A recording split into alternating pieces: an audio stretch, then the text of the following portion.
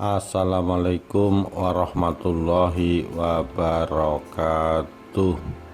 Rahayu Sagung Dumadi.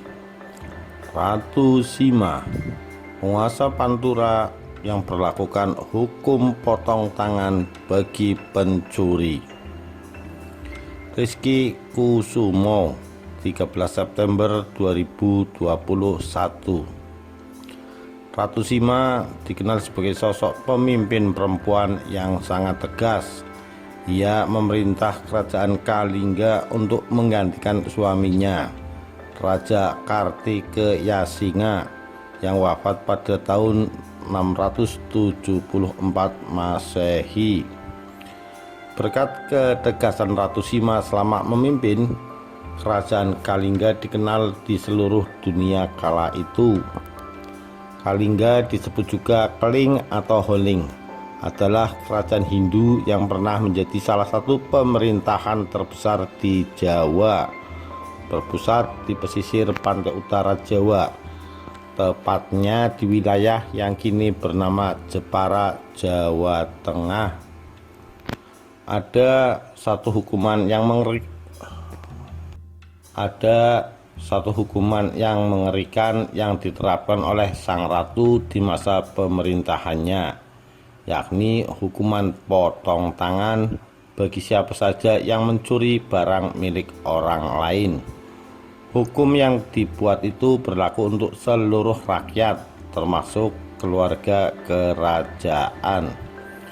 Sebuah bentuk persamaan hak di mata hukum. Ratu Sima mendidik dan mengajari rakyatnya agar selalu berlaku jujur. Berkat didikan dan tegas hukuman yang diterapkan, kerajaan Kalingga terkenal seantero negeri karena kejujurannya. Kabar kemasyhuran rakyat negara Kalingga yang jujur dan taat hukum didengar oleh seorang raja dari seberang lautan. Raja Aceh mengirimkan sebuah tas yang berisi uang. Tas itu diletakkan di perbatasan negara sang ratu. Meski melihat tas itu, orang-orang hanya melewatinya, tak ada yang berani menyentuhnya. Tas itu tetap di sana hingga 3 tahun lamanya. Hingga pada suatu hari, putra mahkota tanpa sengaja menyentuh tas itu. Ratu Sima pun marah besar sampai ingin membunuh putranya itu. Namun dia keburu dicegah para menterinya. Kesalahanmu terletak di kakimu, karena itu sudah memadai jika kakimu dipotong, tegas sang ratu. Para menteri kembali menghalanginya. Akhirnya Ratu Sima memotong ibu jari kaki sang pangeran. Dengan sikapnya, dia ingin memberi contoh kepada rakyatnya. Raja Aceh pun takut dan tak berani menyerang negara sang ratu. Terlepas benar atau tidaknya cerita legenda tersebut, Ratu Sima memang sangat dikenal dengan ketegasannya. Nama Sima kerap diidentikan dengan istilah Simo yang berarti singa. Kendati begitu, sang ratu sangat dicintai rakyatnya. Ratu Sima sendiri bukan berasal dari Jawa.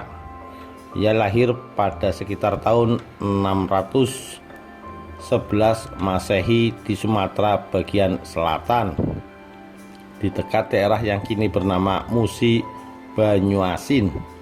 Ratu Sima, putri seorang pemuka agama Hindu Siwa, diboyong ke Jepara setelah menikah dengan pangeran dari Kalingga bernama Kartikeyasinga.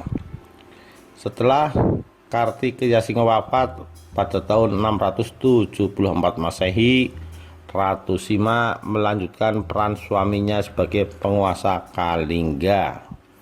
Ratu Sima naik tahta karena 2 anaknya, yakni Parwati dan Narayana, masih terlalu kecil. Antara Kalingga dengan kerajaan-kerajaan di negeri Melayu memang terjalin ikatan kekerabatan yang cukup erat. Ibunda Kartikeya Singa atau mertua Ratu Sima adalah putri dari kerajaan Sribuja yang berpusat di Palembang. Kelak kerajaan ini ditaklukkan oleh Sriwijaya pada tahun 683 Masehi. Setelah diperistri oleh Kartikeya Singa, Ratu Sima sempat tinggal di kawasan yang disebut Adihyang di Pegunungan Dieng, yang sampai saat ini masih didapati candi-candi bercorak Hindu. Maka sempat terjadi perdebatan terkait lokasi kerajaan Kalingga. Meskipun dugaan terkuat tetap Jepara. Berdasarkan dokumentasi surat menyurat milik Kekhalifahan Bani Umayyah yang disimpan di Museum Granada Spanyol, diketahui jika Khalifah Utsman bin Affan ketika itu sempat mengutus armada lautnya yang dipimpin Muawiyah bin Abu Sofyan untuk melakukan ekspedisi mengenalkan Islam ke daratan Cina, termasuk ke Nusantara.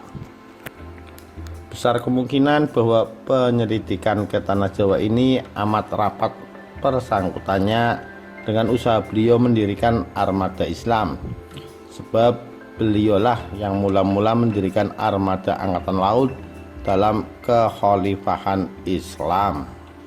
Mungkin sekali bahwa setelah utusan itu atau mata-mata menyelidiki sendiri ke tanah Jawa dan menguji informasi tentang keteguhan hati Ratu Sima, Baginda hendak mengirim utusan memasuki pulau-pulau Melayu atau Nusantara. Lalu armada laut yang dipimpin Muawiyah bin Abu Sufyan sempat singgah di pantai utara Jawa yang ketika itu berada dalam wilayah kerajaan Kalingga. Muawiyah bin Abu Sofyan yang di kemudian hari menjadi khalifah Islam, pendiri Bani Umayyah, sebelumnya mendengar kabar ada kerajaan Hindu di seberang lautan yang diperintah oleh seorang raja wanita yang bijaksana. Namun walau bercorak Hindu, agama Buddha juga berkembang secara harmonis di tanah Kalingga pada saat dipimpin Ratu Sima. Pamor Ratu Sima dalam memimpin kerajaannya sangat luar biasa, amat dicintai rakyat jelata hingga lingkaran para elit kekuasaan. Bahkan konon tak ada satu warga anggota kerajaan pun yang berani berhadapan muka dengannya, apalagi menentangnya. Hal itu disebabkan oleh karisma dari sang ratu sendiri yang luar biasa, sehingga siapapun amat segan kepadanya. Kabar mengenai kebijakan dan kejujuran Ratu Sima ini diperoleh dari para pedagang Arab yang telah sampai ke kerajaan Kalingga. Di masa kepemimpinannya, kerajaan Kalingga pun mencapai puncak keemasan. Kalingga mengambil alih peran bandar dagang teramai yang awalnya dikuasai oleh kerajaan Tarumanegara di pesisir utara Jawa bagian barat. Disebutkan oleh catatan Tionghoa, Kalingga disebut sebagai negara yang sangat kaya. Terdapat sebuah gua yang airnya mengandung garam dan keluar dengan sendirinya. Raja tinggal di Pulau Jawa dan dibantu oleh 32 menteri tinggi. Di sekeliling negara ini terdapat 28 negara kecil yang mengakui kekuasaannya di Jawa. Selain itu, kerajaan Kalingga juga telah menjalin kerjasama dengan Kekaisaran Cina sejak abad 5 Masehi. Tak hanya sektor perdagangan, kehidupan perekonomian Kalingga ditopang pula dengan majunya aspek-aspek lainnya, termasuk pertanian. Dalam hal ini, Ratu Sima memakai sistem pengairan subak yang juga diterapkan oleh masyarakat petani Hindu di Bali. Penduduk Kalingga pada era Ratu Sima juga dikenal terampil dalam hal kerajinan tangan, seperti membangun rumah, membuat kapal atau perahu, berbagai perabotan rumah tangga, dan pekerjaan di bidang pertukangan lainnya. Kalingga juga disebut sebagai pusat penyebaran agama Islam di tanah Jawa pada masanya. Hal ini tidak lepas dari para pedagang dari Arab yang memang sudah singgah di kerajaan tersebut. Walau begitu, menurut Hamka, kerajaan Sriwijaya di Sumatera, kerajaan Kalingga di tanah Jawa, dan kerajaan Hindu di tempat lain masih dalam keadaan sangat kuat kuasanya. Sebab itu, maka pengembara Arab yang pertama itu belumlah dapat dengan leluasa menyampaikan dakwahnya kepada penduduk bebernya. Tapi menurut Hamka, catatan inilah yang mengubah pandangan orang tentang sejarah masuknya agama Islam ke tanah air. Pada beberapa catatan sebelumnya disebutkan masuknya Islam dimulai pada abad 11 Masehi, maka sekarang telah dinaikkan 4 abad lagi ke atas, yaitu abad 7 Masehi. Dan pengembaranya bukanlah orang yang membawa senjata, melainkan orang yang berniaga dan berdagang. Mereka datang ke tanah air kita dengan sukarela. Ratu Sima memerintah kerajaan Kalingga selama 21 tahun.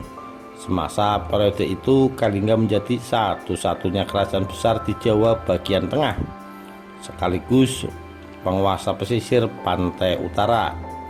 Ratu Sima mengayomi pemeluk agama lain, termasuk Buddha dan orang-orang Islam dari Timur Tengah yang datang untuk berdagang. Sebelum Ratu Sima wafat pada tahun 695 Masehi, wilayah Kalingga dibagi dua untuk kedua anaknya, yakni Parwati dan Narayana. Parwati yang diperistri Rahyang Mandi Minyak dari kerajaan Sunda Galuh menguasai Kalingga Utara, sedangkan bagian selatan diserahkan kepada Narayana. Parwati nantinya punya cucu bernama Sanjaya yang menikah dengan Dewi Sudiwara, yang tak lain adalah cucu dari Narayana.